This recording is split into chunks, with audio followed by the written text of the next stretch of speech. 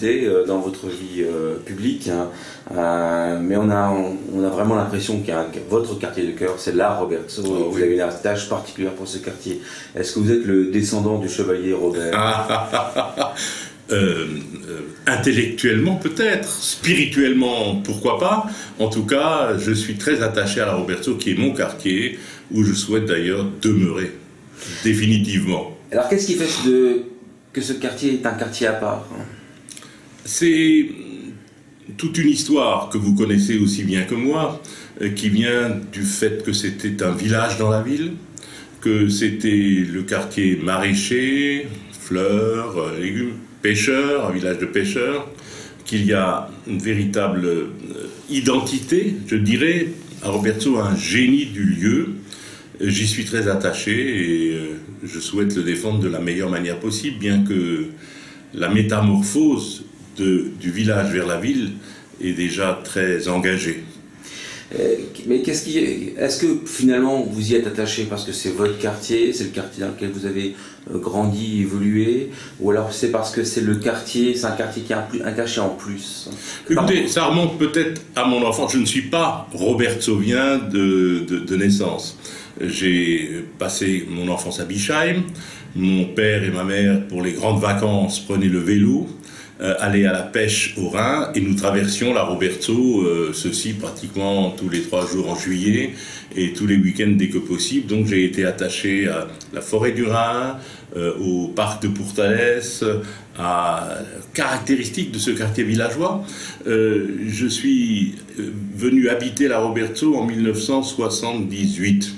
Et les anciens, il y en a hélas de moins en moins, de ceux que j'ai connus, me disaient « Tu bist gelofen ». Alors je leur disais « Oui, mais moi j'ai choisi la Roberto. Vous n'y pouvez rien si vous êtes à la Roberto. » Et c'est mon quartier de cœur. J'ai été en toute confiance avec les Robertsoviens pour 1000 raisons que je peux développer. Les responsables de l'époque de l'Harmonie Cecilia sont venus me trouver pour me demander si j'acceptais la présidence. Non seulement j'étais à tous les concerts depuis plus d'une décennie à l'époque, mais j'ai accepté avec grand plaisir et nous avons monté cet orchestre, d'abord avec Charles Schlosser, puis avec André Hincker, d'une manière très intéressante, en ce sens que c'est le seul grand orchestre d'harmonie amateur qui s'exprime sur Strasbourg. Il y avait aussi un club de handball, le FC Giroberto, l'ASR, Association Sportive de Roberto. J'ai été adjoint en charge des sports à l'époque du temps de Pierre Flimelin. Et les responsables, là aussi, des 2 clubs étaient venus pour me parler de leur manque de moyens, de leur volonté de s'exprimer, d'avoir une expansion. Et je les ai aidés de manière assez efficace, en ce sens que nous avons réussi une fusion, la seule sans doute qui ait vraiment fonctionné, puisqu'il y avait le précédent de l'AS Vauban avec Pierrot Racing qui n'a pas marché du tout, et ça a donné un grand club, l'ASL Roberto. J'ai fait en sorte qu'il y ait un centre sportif qui n'existait pas. Le handball jouait au stade Jeanne d'Arc, au hall Jeanne d'Arc. Le foot avait un terrain assez étroit, sans vrai terrain d'entraînement, à côté de Pourtalès, stade Pourtalès. Et nous avons créé, enfin j'ai réussi à créer un centre sportif. Nous avons boosté l'équipe de handball de manière, je dirais, formidable à l'époque, puisque ayant cherché avec Hubert Barth, qui était président de la section de handball, et moi j'étais président général, ayant cherché un Yougoslave, à l'époque c'était la Yougoslavie, prestigieux, Branco-Karabatic, nous avons été champions de France de la Nationale 2. À l'époque, il y avait Nationale 1 et Nationale 2. Ça a bien changé, mais c'est un club qui a drainé régulièrement 700, 800, 900, 1000 spectateurs et qui a fait beaucoup parler de lui. Donc je suis attaché pour des raisons culturelles, l'Harmonie Cecilia, des raisons sportives. Je suis attaché aussi pour des raisons de défense du quartier, puisque j'avais créé l'ASER, et Yves Le Tallec a été président, je ne pouvais pas être président moi-même, conseiller général, et nous avons essayé de défendre le mieux possible avec l'ASER, à l'époque, notre quartier. Je voudrais quand même ajouter un petit élément qui est sentimentalement très important pour moi. Quand j'étais étudiant, j'ai fait un stage de moniteur de colonie de vacances. Et ce stage a eu lieu dans le parc de Pourtalès, où il y avait encore des préfabriqués, enfin des baraques, dans lesquels nous dormions. J'ai dormi une dizaine de jours au parc de Pourtalès, dans ces baraques. Il y avait encore de l'eau dans le lac. Je faisais de la barque la nuit, par clair de lune, avec des copines. Ce sont des choses qui m'ont beaucoup marqué, et j'ai été fasciné par ce château dont je ne connaissais pas l'histoire. Et j'ai, pendant 25 ans, fait un véritable travail, j'allais dire, de détective pour savoir qui était cette dame qui habitait ce château dont on parlait. Et j'ai trouvé beaucoup d'archives, de documents, de lettres, d'éléments dans la famille même qui m'ont permis d'écrire le livre Comtesse de Pourtalès, qui marque aussi un véritable attachement à la Roberto. Et dans ces documents de Mélanie de Pourtalès, j'étais toujours frappé et j'allais dire emporté par le fait que la Roberto existait de manière très forte, puisque sur le papier à lettres en tête de la comtesse, il y avait la Roberto près Strasbourg. C'était comme si Strasbourg était au fond une banlieue, un faubourg de la Roberto. Voilà quelques-unes des raisons qui font que, voilà, je pourrais encore vous dire, parce que c'est une chose importante pour moi, qu'à un moment donné, alors vous savez que le château devait être détruit. Oui. Et on s'était mis avec des amis, avec des enseignants de la Roberto, avec d'autres amis du patrimoine alsacien et strasbourgeois, on s'était mis en piste pour j'allais dire, on a fourbi nos armes contre Pierre Flimelin pour que ce château soit préservé.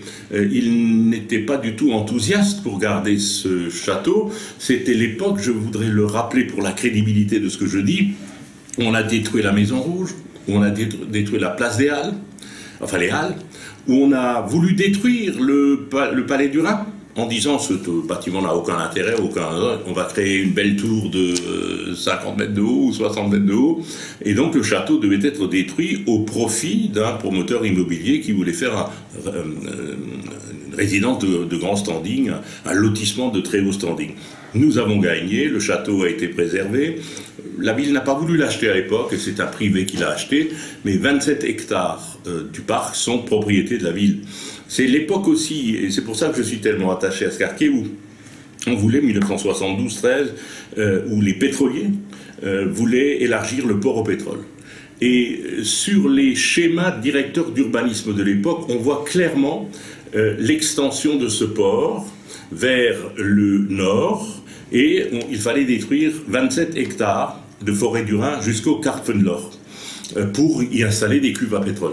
C'est dérisoire quand on pense aujourd'hui au désengagement des pétroliers, au changement de mœurs, d'habitudes et de tous les combats d'abord économiques et ensuite écologiques qui font que ça n'avait pas de sens. Et là aussi, j'ai fait le méchant et on a réussi à préserver, à contrarier les pétroliers qui étaient même venus me voir. J'étais à l'époque à Paris pour dire écoutez, voilà nos intérêts, je n'ai pas marché, j'ai été intransigeant et on a gardé cette forêt du Rhin.